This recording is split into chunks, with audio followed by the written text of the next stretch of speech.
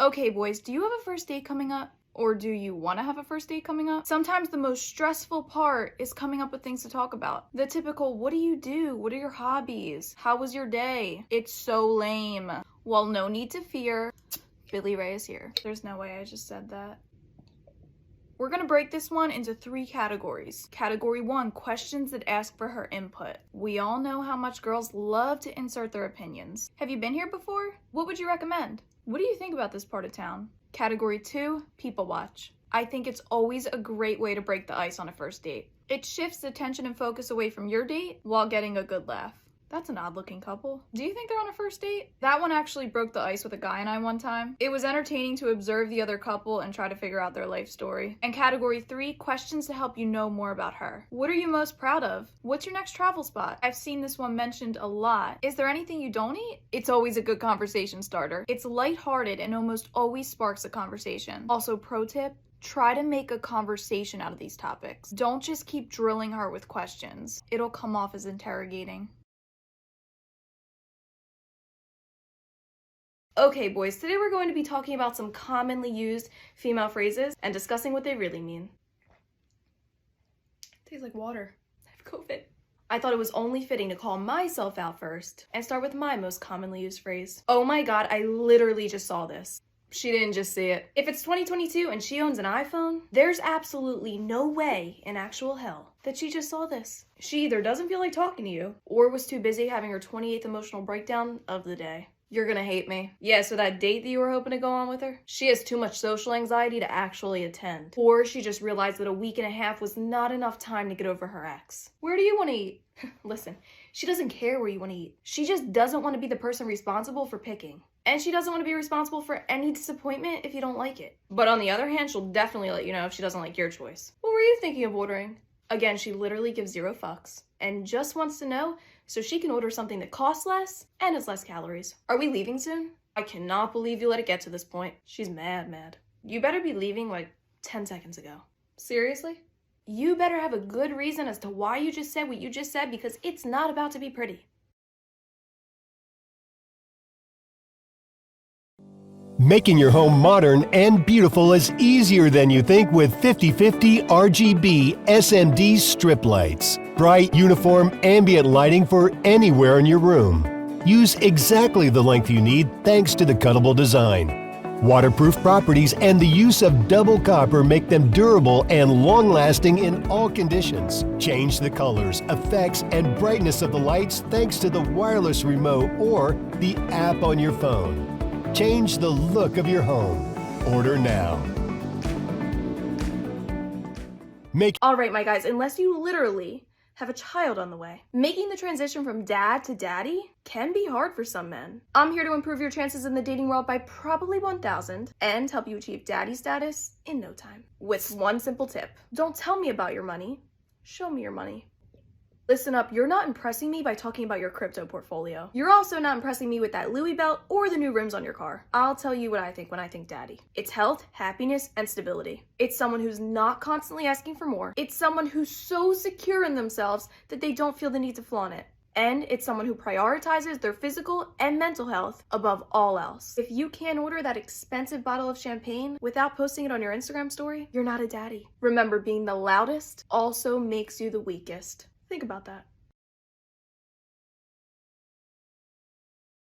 What's up, my guys? Do you have an anxious girlfriend? Do you want to learn how to support her through her anxiety, as well as not losing your own sanity in the process? Well, you've come to the right place. I'm the anxious girlfriend, and here's 5 ways to deal with us. Number 1, define your role. You're her boyfriend and supporter. You're a confidant, but you're not here to fix her, and you're not a licensed therapist. You can be supported without being responsible for her feelings. Number 2, maintain a calm environment. People with anxiety tend to grow more anxious when they don't feel like they're in control of their surroundings. Remain as calm as possible. We sometimes tend to base our behavior on the behavior of those surrounding us. If you're anxious, I'm gonna be anxious. Number 3, recognize recognize their triggers. Sometimes people are aware of their triggers and sometimes they aren't. Asking is one way to figure this out, and observing is another. Don't take it personally. People with anxiety tend to overthink. Maybe they're constantly worried that you're cheating. When your partner conveys something like this, it's normal to be defensive, but again, try to remain calm. These feelings are probably a result of their anxiety, not a result of your actions. And lastly, educate yourself.